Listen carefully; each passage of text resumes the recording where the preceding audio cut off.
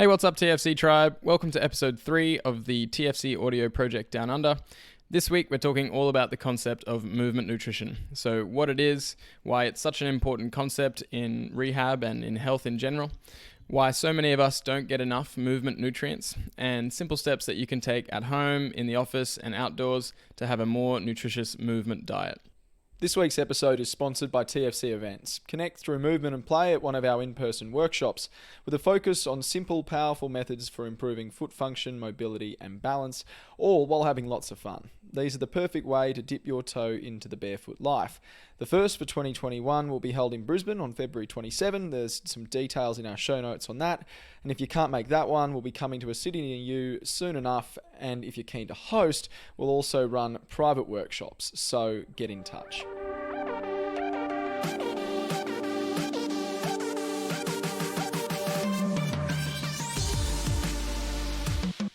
All right, you're back with James and Mac, and today we're talking all about nutritious movement or movement nutrition. Do you want to give a bit of an explanation of what that concept is? Absolutely. So this is actually one of my favorite concepts in the world, probably. It was very paradigm shifting for me when I first read about it, and that was in my first year as a physiotherapist, actually. And I was working in quite a manual therapy focused job, and started reading this book by Katie Bowman called Move Your DNA. And up until then, obviously, I was very interested in movement and, studied a lot about the human body and the physiology and all of that and anatomy. And when I read the book, it was still the way she explains things is so accessible and just makes so much sense that it was like, oh, really, I get movement a lot deeper now. Yeah, so the concept is that movement is literally or does act like a nutrient in our body. And it's sort of an analogy, but it also is pretty much literally true because there is a process called mechanotransduction, which is basically the conversion of mechanical or physical stimulus into from internal or external sources, so from muscles inside, for example, or from the ground or something from the external world. It's the conversion of that physical stimulus into biochemical processes within the cells. So obviously the cells make up our tissues, which make up our organs, which make up our whole body. And Katie talks about the fact that there's trillions of cells all working together in this interconnected way, and that they're all these little tiny bodies that are being shaped by the movement and loads they're exposed to. And then obviously because they're all interconnected, then that movement and load shapes our sort of macro whole body. How did that change for you then, how you'd seen it before? I mean, what was this sort of missing piece that made that all fit together? How did you see the body and the way movement worked? I guess I just understood it more on the level, like up until then I was always on the mindset of like movement patterns and posture and this is good movement and this is sort of maybe bad movement or whatever. Whereas it was like it was an understanding of the deeper need for it. Yeah, it was the deeper need from on a cellular level and really what it means on a cellular level and also which really opened my eyes to the whole concept of movement behavior, because up until then, I suppose in the physio job we were addressing certain symptoms with manual therapy and we could make people feel so much better. We could relieve a whole lot of pain and a whole lot of like quote unquote dysfunction, stiffness, tightness through manual therapy. And, they had a particularly effective manual therapy approach, which we could get amazing gains with. But I realized that unless someone really addressed their movement behavior and their environment, then they would continue either having the same issue or they would have different issues that pop up as a symptom of that movement behavior or a lack of nutritious movement. I guess looking as a practitioner at potential patients, it would have changed how you saw how you could help them, but did it change how you saw yourself and the way you moved and the lifestyle that you were living? 100%. I think, funnily enough, before that, I had already adopted this more nutritious movement concept because when I was studying physiotherapy, I started to get into like a proper movement practice. Like, I think it was first year uni. Up until then, I'd sort of played sports and I'd exercised, but I actually started to get more intentional with my practice and started working through some like Ido Portal's kind of animal locomotive stuff and GMB and getting into some more gymnastics, calisthenics work and things like that. So I was getting more intentional with my practice, and I actually realized that I was studying and learning about the body and all the things that can go wrong with the body while also sitting down and sort of doing the exact wrong thing for my body. And I realized how stiff I was and how I couldn't get down into a deep squat. And I just started to utilize those positions a lot more. And then reading Katie Bowman's book, I was like, oh, it makes this is why a whole I feel lot like more I need sense. this. Yeah. Yeah. It's like you always knew, you just needed it to be disseminated. Exactly. Yeah. And so with that, so I guess it is pretty obvious when it comes to the musculoskeletal system of, why it would need movement. So a really cool example of how movement acts like a nutrient in the body is, say, with muscle mass and bone density. So say you go on bed rest or you go out of space for X amount of time, then or a matter of weeks, then your bone density and your muscle mass will decrease regardless of how much protein or minerals, calcium, whatever you eat, doesn't really matter, because the nutrient that the body needs for bone density and muscle mass is movement. Or it's a critical nutrient. And so that's an obvious example, or a more obvious one, but every single system in our body does require movement in order to function optimally in the long term. So when you're looking at neurological, cardiovascular, respiratory, lymphatic, so waste clearing systems, all of these systems do rely on movement in order to work properly, basically. And this is why we see in the research that sedentary behavior is such a big risk factor for all these chronic diseases in all of these different systems, because people are essentially starved of movement. Yeah. And that variety of movement as well. Yeah, and she does talk about the fact that, just like with food, we all know that with food, then we need the right sort of quantity, quality, and variety of food. So you want to obviously have enough calories and enough macronutrients to support your body. You want a good quality of food. You can't just be eating Snickers bars all day to get your macros. Yeah, of course. And the same with movement, I guess. And the same with movement and variety as well. So you can't just be, even if it was a good quality food, say chicken or some kind of vegetable, carrots or something like that. If it was the best quality, but if you're only eating that, you're still going to end up deficient in something else. Something else, yeah, of course. So having that, I just really liked that analogy of like, it makes so much sense with food. Why is that not really well known? Translated, yeah, of course. Because in the fitness world these days, then it's a lot of people are just having one type of movement or one type of exercise. Yeah. And they're going from sedentarism straight into that one movement and then back to their sedentary ways. Exactly. Yeah. And so that's where this mismatch happens, because in a natural environment, or as we evolved basically, and for the bulk of our evolution, I should say, then natural movement provided that optimal nutritious movement profile, just as a matter of course. Like, we didn't have another option. That's what we had to do. Yeah, to move. Exactly. We couldn't sit around, or we'd get eaten, or we wouldn't have food to eat because we were sitting around. 100%. And so,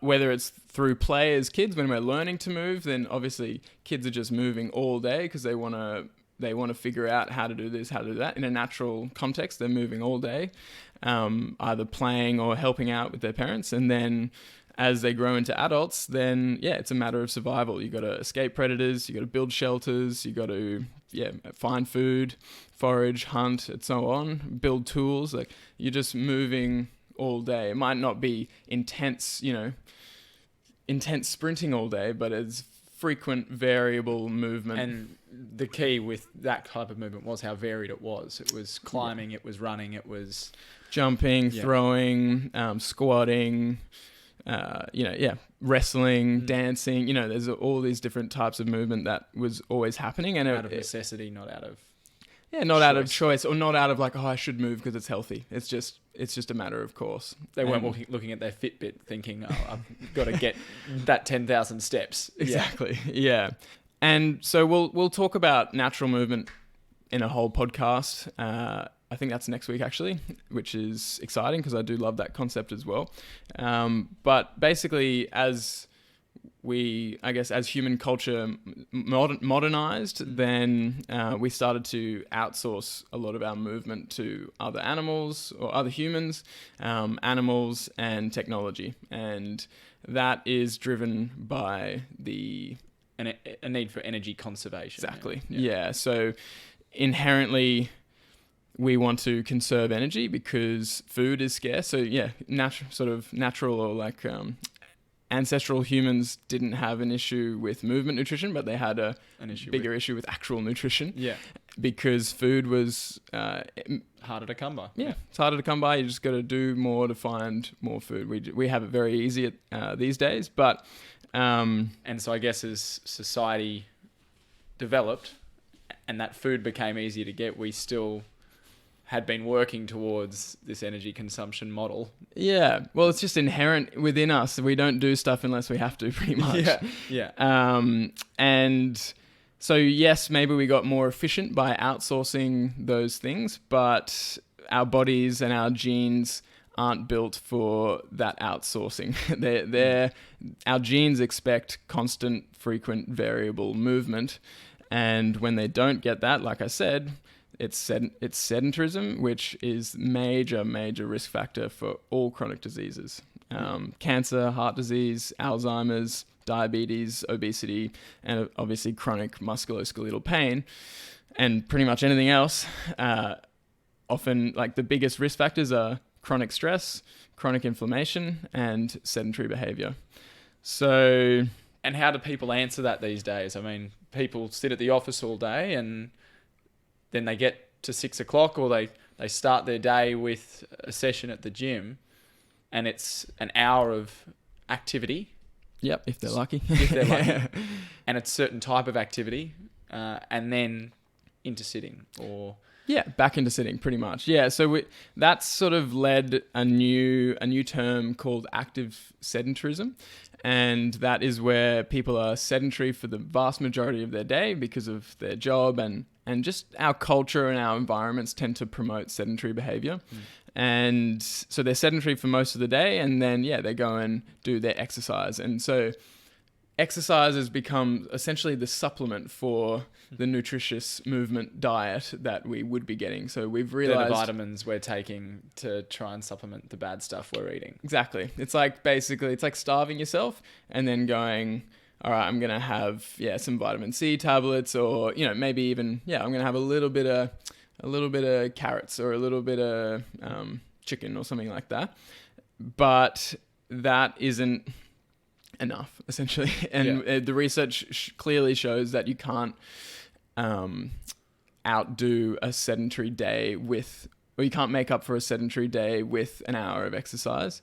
You still have the effects of that sedentarism. It's funny because it is such a simple concept, and when it's explained like that, it does just make sense. But do you think a lot of it comes down to society wanting to think that they can get away with that? I mean, the way that our lifestyles have been built, a lot of people feel like they don't have the opportunity, or probably they do, but they have been told that 15 minutes 15 minutes of exercise here, 15 minutes of exercise there, or make sure you go get your 30 minutes. I mean, there's been heaps of messages over the years of what you need to get, and this is enough. And people, once you give them that attainable, okay, well, I only have to work out for 30 or 60 minutes a day, then they feel like that's enough, and they've sort of had the wool pulled over their eyes a bit. Yeah, they sort of, Yeah, that's an interesting point. The guidelines, all the guidelines are like, yes, they're promoting activity, and they're like, you need to get at least 30 minutes a day and 5 days a week. And they do promote a bit of variability. Like you should have some low intensity, some high intensity, and so on. And that is in that effort, because there was so much research coming out about sedentarism. They're like, wow, we can't just be sedentary. We have to get people moving in some way. And it's interesting that the culture has developed to be so sedentary, and all our environments are so sedentarism promoting, I suppose, that, you know, they don't want to go, oh, now everyone has to move all day, every day. Yeah. and It'd freak people out. Because then people are like, well, I can't do that. Yeah. And people are already on the rat wheel of, you know, stress, and they've got different responsibilities, and they're already sort of having a hard time finding the time for all of the different things they want to do. And Exactly. so I guess this also comes into the sort of work versus play model. Like, is exercise or movement a chore that you should do, or is it something that you enjoy, that is intrinsically motivating, that you get something and you get meaning out of? And that's what we explored in the last podcast. So if you haven't listened to that, then I'd recommend going back and listening to it. But yeah, when it comes down to it, each hour really does matter. And an interesting little stat that I was reading this morning as well is that a study found that men who reported being in a car for more than 10 hours per week had an 82% greater risk of cardiovascular disease mortality. So they were much more likely to die from cardiovascular disease compared to men who reported fewer than 4 hours per week. So it's a massive hike. That's a huge increase. And that's not accounting for, you know, how much activity they did. It's just literally hours of sedentarism. And so, you know, there's that sort of more global look of it. It's like how much time you're spending sitting versus moving. And then there's more local areas of sedentarism, which this hit me really hard as well with Katie. And it's something that doesn't get talked about as much, but made a lot of sense to me when I was reading it. And it's the fact that, say, even if someone was very active all day, say they were walking all day, they had a treadmill desk, you know, a standing desk, and they went for walks every hour, and they went for a run, and they did a lot of squatting and, you know, etc. They could still develop local areas in their body that are sedentary. So if they're doing all that stuff, but they're not doing anything with their upper body, they're not doing any overhead work, then their shoulders are sedentary, or, you know, quite sedentary, especially into certain ranges of motion. So then what would happen to their shoulders? They would get stiffer, weaker, tighter, and they would be able to do less stuff with their shoulders. And then maybe if they tried to do something with them, it might develop an injury. They're more likely to develop an injury or pain. And another very common example is feet. And this is why of course, we're so on that sort of barefoot train, or that natural footwear train, is because feet, for the most part, are in a sedentary environment all day. they're locked in. They're just shoved into these shoes that are not foot-shaped and rigid and cushioned and heeled, and that completely disrupt the natural movement of the foot. And we wonder why our feet get tight and stiff and weak and painful because they're just not moving all day. And even if you're active, even if you're out running, walking, squatting, and so on, if you're wearing these big air bubbles and these rigid shoes, then that are hiding them from your feet aren't getting exposure. All of the joints. There's 26 bones, 33 joints, and 4 layers of muscle in each foot. That's a whole heap of hardware. The only reason for that hardware to exist, the only reason for a joint to exist, is for movement. And so if there's 33 joints in each foot, they all need to move in some way. And they're not sort of big movements like elbow movements, but they're little accessory movements and glides between all the tarsal joints and you know, the ankle and the big toe. Like, they need movement. It's not like big movements. It's a bit like going to the gym and wearing a Michelin man suit. Yeah. Being covered in bubble wrap and not being able to move. Yeah. It's not getting the exposure that it needs. Exactly. And so that's a really, really important thing, because not only do we care about global activity or movement, but local movement. And there can be areas of dysfunction or stiffness or sedentarism that actually become the weakest link in your chain. So if your feet are very sedentary, then suddenly your performance is going to suffer at everything else you do that is on your feet. Yeah, of course. So what do you then say to someone who I guess is new to this concept and wants to look at their own movement nutrition and work out A, where they're at, and then B, where they need to get to? I mean, how do they paint a picture for what their movement nutrition looks like now and what it should look like? Yeah, because it can get a little overwhelming because it's like, what? I need to be doing everything all at the same time and I'm not able to sit around at all. And yeah, like people, you feel really guilty for sitting and you're worrying, I've got to be moving all day. And like it just seems undoable. It's like, no, I sit for my job, I do this. But it's just good at first to just take a bird's eye view, an objective look at what your movement nutrient profile is like. And the way you do that, you can just have a look at, roughly calculate how many hours a day you spend sitting. And it's, for most people, it's a lot more than they first think. It's a scary figure. Because you get out of bed, you maybe do a little bit of exercise in the morning, but then it's sitting down to do emails or sitting down to eat, and then jump in the car, sit for however long it takes you to in get traffic, there, in traffic, or on the bus or on the train, or on a bike is still sitting. It's not fully sedentary, but it's in that sort of hip flexion position. Yeah. So that's a local sedentarism thing, and then.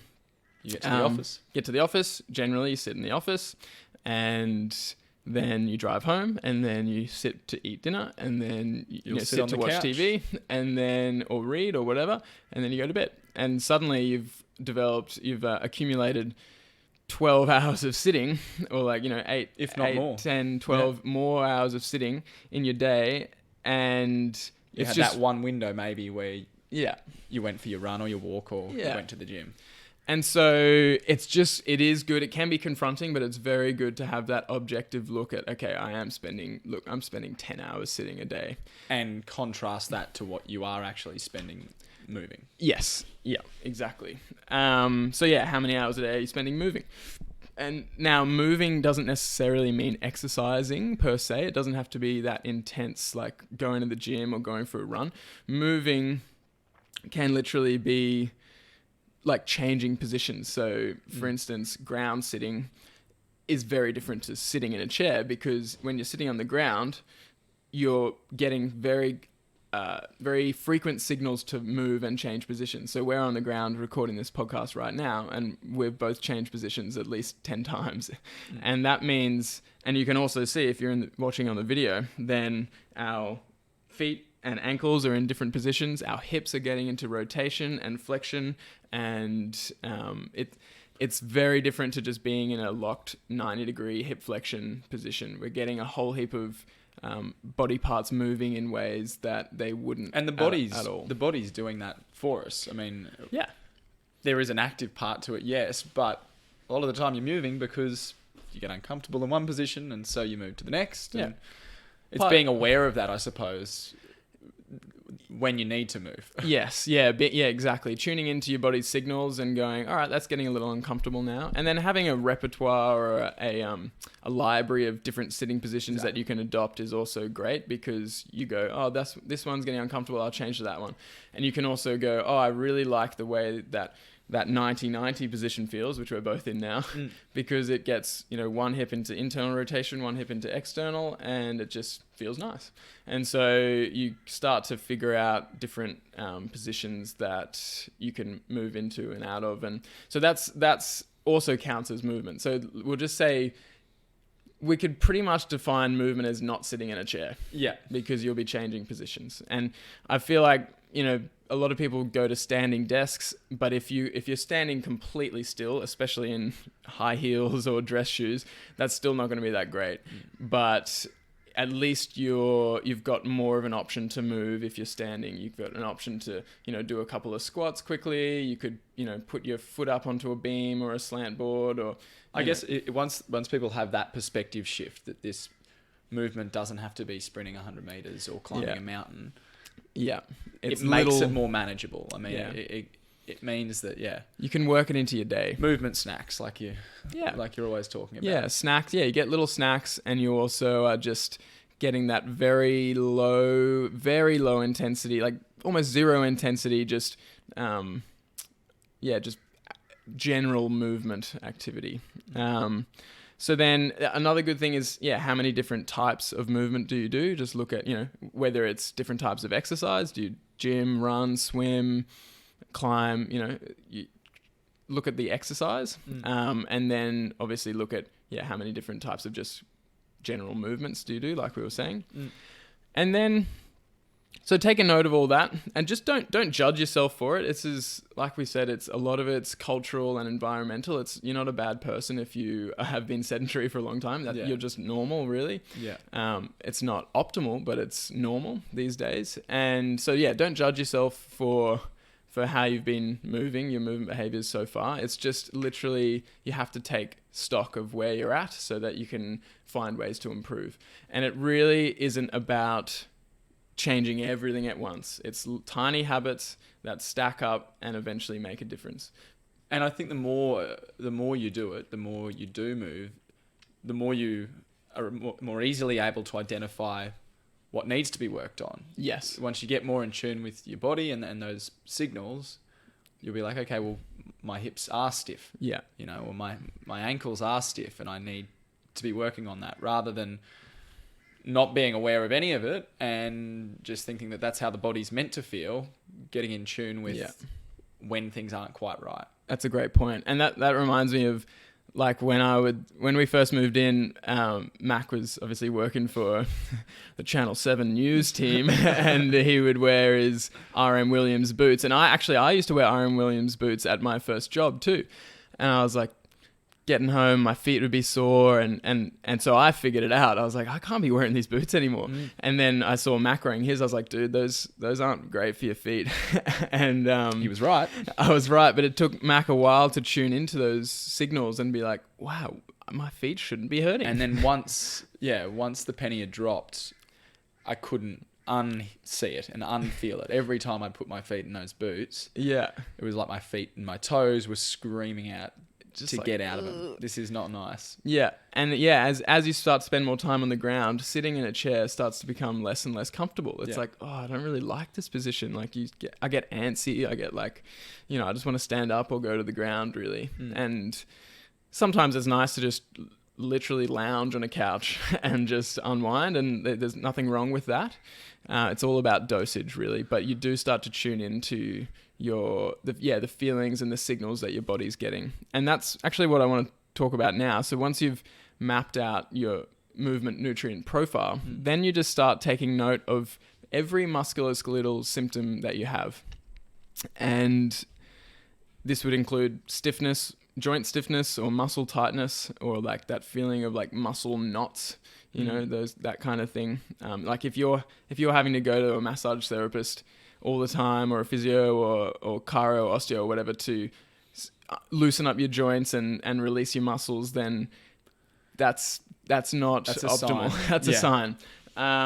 If you feel weak, like if you have trouble getting up a flight of stairs, or that's probably not that common in the sort of younger populations, but you certainly do. If you're sedentary for a long time, you do lose the ability to go upstairs and even stand up out of a chair. So are you starting to notice that you use your arms to push up out of a chair? Are you starting to notice that you do have a lot of trouble getting up and down off the ground? And it's something as simple as just getting up off the ground without using your hands. It's a really good measure of where you're at. And some people do look at you when you're able to get up off the ground without using your hands, like it's a shock. Yeah. Like, oh, wow, how'd you do that? And there's actually a well-researched test called the sit and rise test, where we'll link it in the show notes, but it's basically getting up and down off the ground without your hands, and it's a point system, and each extra point of support that you have to use to get up and down is a point taken off. And they've found that the people who score the worst on that again, much higher risk of all-cause mortality, so they're at much higher risk of dying from anything. And then the people in the highest who score the best are much lower risk. And so this isn't some magical like voodoo test of like, oh wow, he can sit and rise off the ground, so he's gonna survive, but it's an indicator of your movement nutrient profile that you've been exposed to throughout your whole life. And that just goes to show what you were saying before about the impacts that sitting has on everything. Exactly. Yeah, 100%. So so you take note of weakness, stiffness, tightness, and also just any pain or recurring injuries that you tend to get. So if you get plantar fasciitis or anterior knee pain, or chronic lower back pain, things like that, just take note of it all. And I know those conditions can be very frustrating, especially if a lot of people, like in my physio work throughout my life, then so many people would come with years of this frustrating pain that has been seen or diagnosed or assessed by different health practitioners, and they've been given different remedies and painkillers and manual therapy and massages, and it keeps coming back, and no one's talked to them about their movement behavior. Or they maybe have given some isolated exercises, but no one's talked to them about their global movement behavior. And so we do need to really view all of these symptoms, pain, tightness, stiffness, so on, as almost like the equivalent of hunger signals or bloating/reflux signals. So what do you say to someone then who feels like it's too far gone? Like someone who has spent the last 30 years, 40 years sedentary and can't get up out of a chair without pulling onto something, or I mean, what do you say to them to give them hope that they can build towards it? Is it just really slowly building up that movement again? Yeah, it's a lot of it comes down to belief of I can change, because if you don't have the belief that you can change, then you simply won't, and you won't do the things that you need to do to change. So just really trying to find a way to explain this concept of movement nutrition and of the adaptability, the inherent adaptability of the human body. There is no age limit on adaptability. Yeah. Anyone can change, and it's got to come down to that belief, though. They've got to have belief that they can do it. I think there's that prime example of the lady that came to the workshop at Indooroopilly a couple of months ago, who had orthotics in her shoes and had pretty much resigned to the fact that she would be wearing shoes for the rest of her life with orthotics, and had been told that she was not to take her shoes off at all costs, even at home, to wear them, and she'd feel guilty if she spent 5 minutes out of her shoes. Yeah. And that's a look at the local sedentarism, but because you were able to give her that belief that... Yeah, giving them a different perspective that they didn't even know was out there. And it's like, and it really does resonate with people when you say you shouldn't have to wear supportive shoes and orthotics all the time. Or braces on your knees. Or braces on your back. Or, we shouldn't have to immobilize and support an area of your body, because the body has the inherent capacity to support itself. And one, it's down to that belief, but also I think a very important part of building that belief, you need almost enough belief to get that a little bit of buy-in, and then what really builds the belief is gradual exposure to load and showing them that yes, you can load this area in some way. You find the easiest progression to work on, and once they've had a taste and once they see that reward, that it is ever so slightly getting to where they need to get to. I can do this and it doesn't hurt. Okay. And I can see how doing this would then over time lead to be able to do the things that I want to do. So I guess it's hope. Yeah. Belief and hope with evidence. Exactly. Yeah. And showing them, really cementing that belief and hope with evidence exactly of their ability to adapt. And in any rehab process, there's always going to be ups and downs, and you might do too much. And so this is where that sort of, like, yes, maybe some signals are hunger signals, so I need more movement. The body is calling out for more movement. And some signals are more like bloating reflux signals, where it's like I've had too much, or I've had too much of one type of movement. So, especially if you've been starving for years and years, your stomach's probably pretty small, and you suddenly chuck a huge meal in there, like, oh, I'm so hungry, I'll chuck a huge meal in. And then it's like, your body's like, oh, can't handle that. It probably vomits some of it out, or like, yeah, it just doesn't process it properly. And then it gives you that discomfort of like, you just had too much. We probably see it every single year when New Year's resolutions come around and people say, okay, I'm going to get active, I'm going to get healthy, and they launch into this new movement practice and all of these new nutrients the body's getting. And you do often hear stories from people who say, oh, you know, I'm super sore, or they went and had that exercise or that workout at the gym, and then the next day they're in pain and... oh, it did me back. They injure themselves, and then they're behind where they were before, you know? Yeah, and it's such a frustrating thing for them to experience, and a lot of people, it tends to happen more as you get older, because and people associate that with age, and they go, oh, it's just what happens when you get old, like I just can't keep up with, you know, this stuff. But what it really is that the older you are, you've had more time to be sedentary, so more time starving, which means you can handle less and less, which means you just have to be more and more gradual with what you expose yourself to. So don't judge yourself by age, but by how long by you've behavior. been sitting.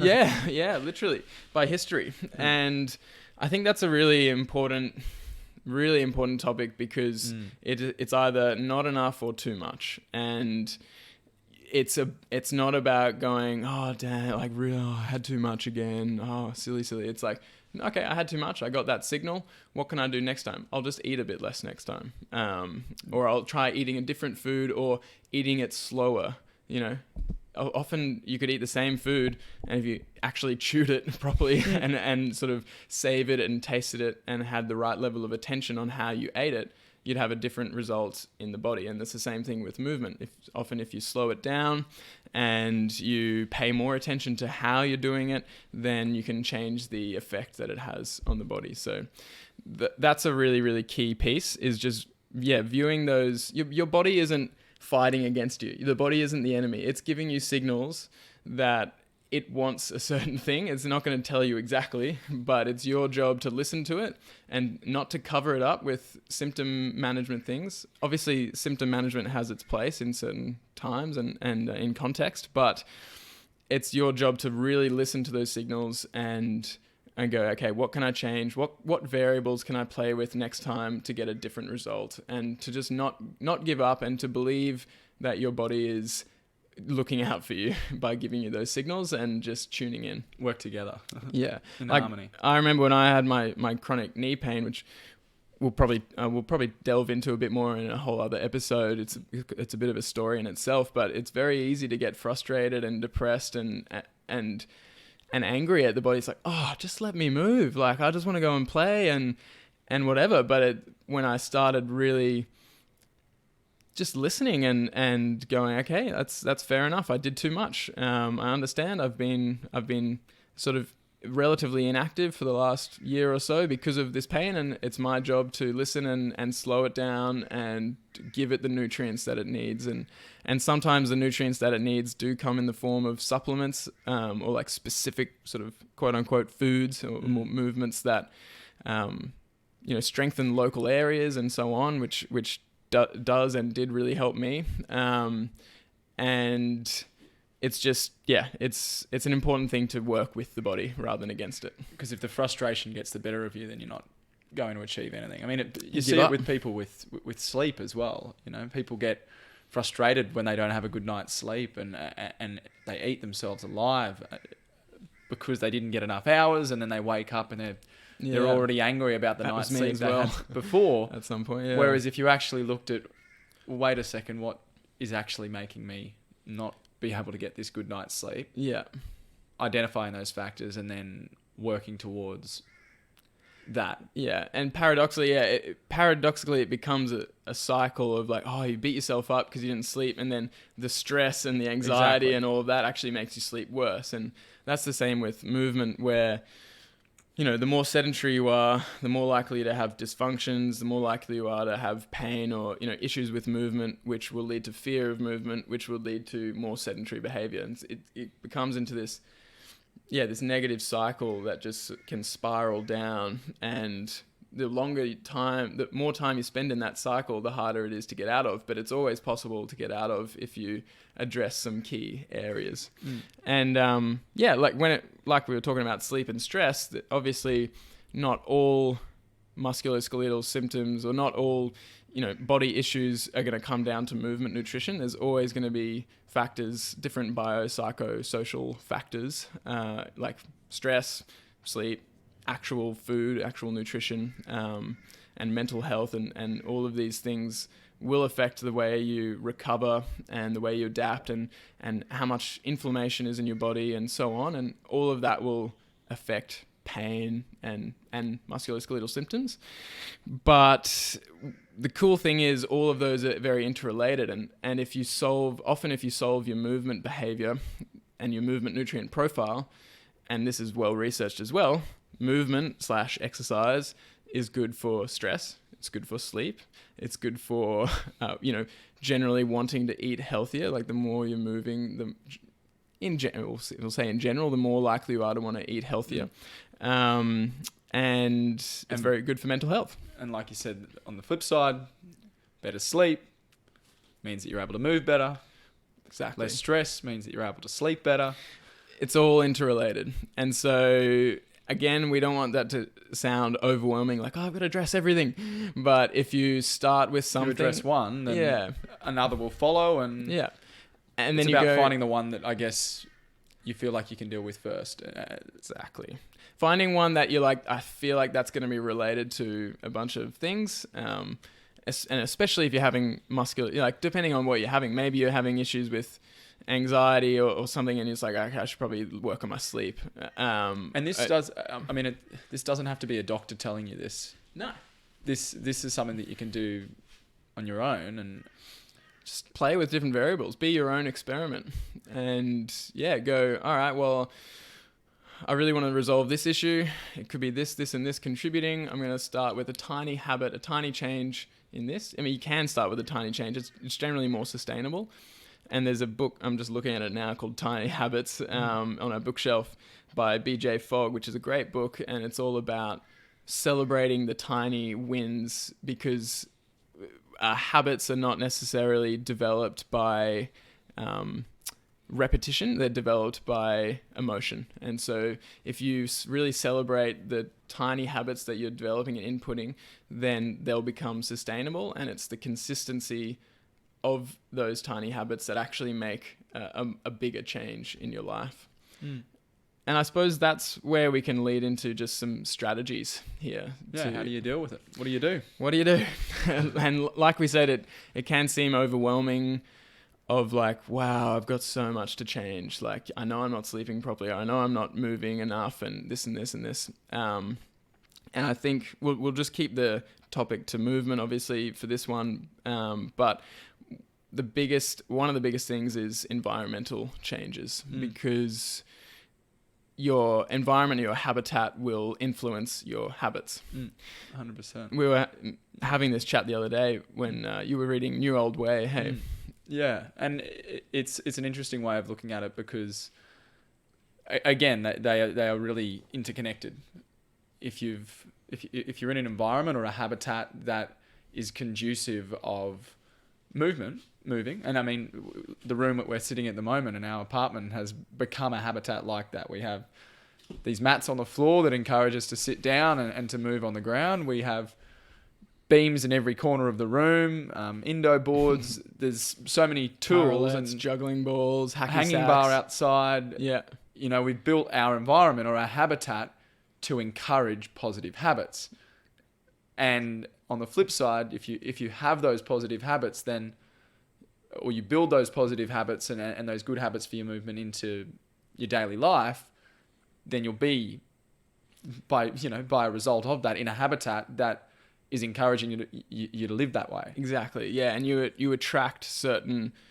are attracted to certain environments and people, and you attract those people. Well, and that's it. Your habitat isn't just your physical habitat, but the community and the tribe that you have in that habitat with you. Exactly. And so we'll just go through a couple simple environmental changes or things that you can look at. So chairs and furniture. So if your place is or whether it's your home or your office is surrounded by comfy chairs and lounges and very little room on the ground, then you're much more likely to be sitting in a chair.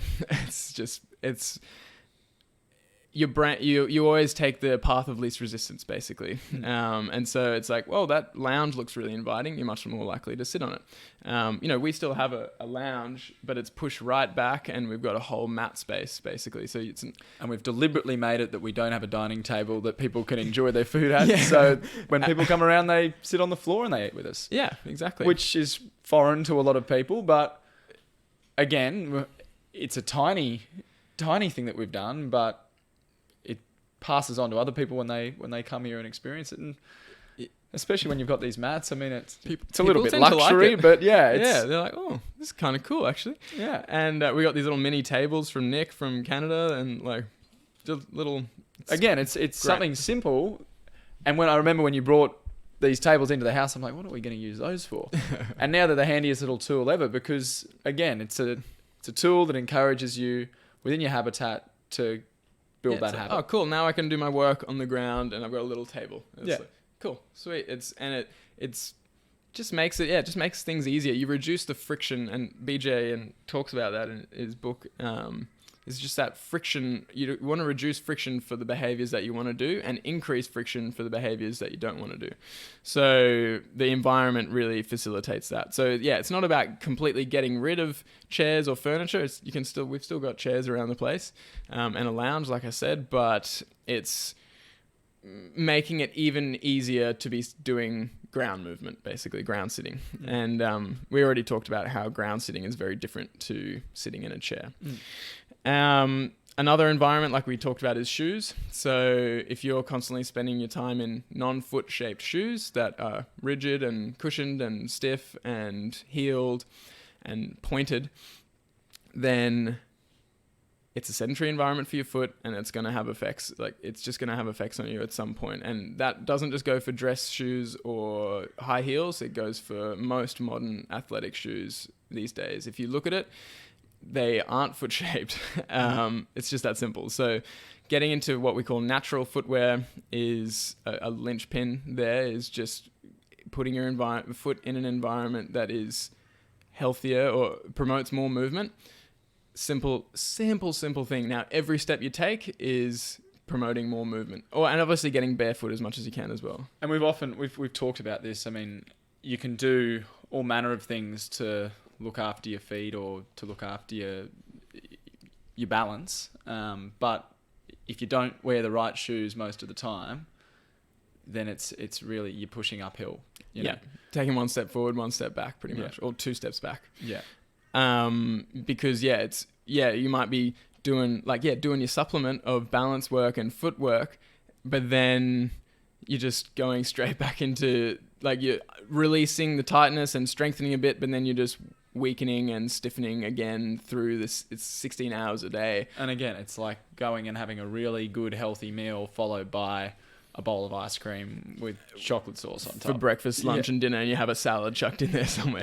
It's like, it's going to be problems. You can't just wipe away all that.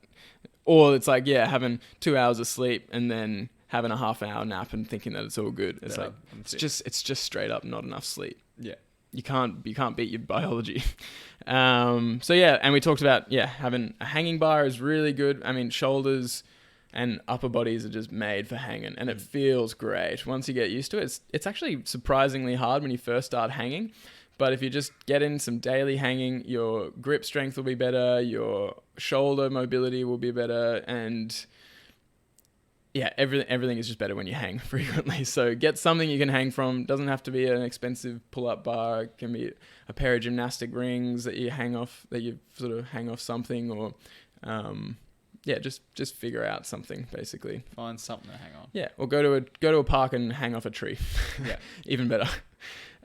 Which brings us to just frequenting local areas that promote movement. So we're pretty lucky to have a big park right down the end of the street, which is awesome, and another park close that has sort of I don't know like monkey bar type equipment, like sort of adult playground kind of thing, and a gym close by. But it's just find areas that promote movement and go to them frequently, because you're more likely to move in areas that it's possible to move, and B, like socially acceptable. Like, yeah, okay, everyone's down here moving, like I'm going to be moving. And if you actually make the effort to go to one of these places, then you've committed to moving. Yeah. So it's all well and good having everything that we've got at home, but we're the same. You know, you can fall into traps where you don't move enough, but as soon as you leave the house and you go down to the park, you've committed to going to move. Yeah. And there's other benefits besides just the movement that you get from being out in the fresh air and sunlight and nature and contact with the earth, and especially contact barefoot. with other people as well. Yeah. And so there's all those extra nutritious benefits. And that we, go into nature as well, go into area, go for a hike, go, preferably in barefoot or in minimalist shoes, but go out and experience deeper nature.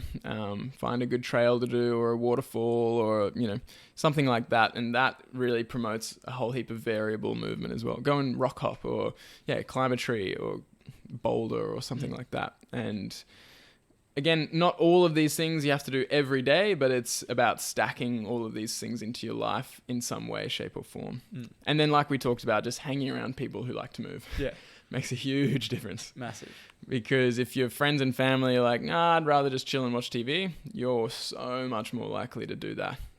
Versus you and I, it's like, oh, should we go play Hackmanton? Or should we go down to the park and chuck a frisbee? Should we, do it? We do our morning walk. We do some training, some exercise afterwards, and it's just a lot better when someone else. And we've noticed now that we're both on a better routine, or like a more similar routine, we get so much more of that in, and we feel so much better. So much better. We comment on it all the time. It's like, dude, it feels good to be in this movement routine. So yeah, the people you live with, or if you can't necessarily change someone, but often if you start leading by example, then other people get interested, and they're like, oh yeah, I want to do a bit of that as well. We saw it with the move and play session last weekend that we held at New Farm Park. Just being able to bring all of these people together into a park and get exposed to different types of movements, get some tools out, get some beams and slack lines and hackies, and people just go, oh cool, well, there's stuff to move with, stuff to play with. And it was really really cool to see people who'd never met, people from your community who you'd connected with, mostly digitally, all of them, to bring them together and then see them interacting with strangers, and their shared, I guess, reason for being there was to move and to play. It's so powerful. And then everyone's chatting up a storm as well while they're playing. And it's just, it's really how humans connect, is through movement. And that's why there's such a awesome community movement culture brewing now with, I guess CrossFit's an easy example of like places where you don't just chuck your earphones in and you do your workout. It's like you go there for the community as well as the movement, and the two combined are actually the super, super powerful. So the environmental, like we said, is kind of like the linchpin, because if your environment is set up in that way, then you don't actually need a lot of willpower or discipline to move. It's a lot easier. Like we said, it reduces the friction and it becomes a lot more fun and enjoyable to move, and therefore it's not a chore. It's not you going, I should go and exercise. So once you sort of figure out your environment, or start making those changes to your environment, then the behaviors kind of flow. But the behavior is basically living a movement-centric lifestyle. That's probably the biggest one. And that essentially comes down to what we talked about, designing your environment, but also just, choosing to walk to the shops, or, park a bit further away from work and walking to work, or taking the stairs when there's an elevator, or just literally seeking out little bits of movement rather than avoiding throughout your day, rather than avoiding it. It's like, it's so simple. And I was almost, when I was there, I just remember at some point I was like, stairs, elevator, it doesn't make that much difference, but it really does add up. Definitely. If you make that choice consistently day to day, even if it's twice a day, but over a year, that's like 700 more flights of stairs that you've taken. So it does add up, and just having that mindset of I want to find ways to promote movement in my life will make a huge difference. And then I feel that having a movement practice is key as well, because it's not just, I think, intentional.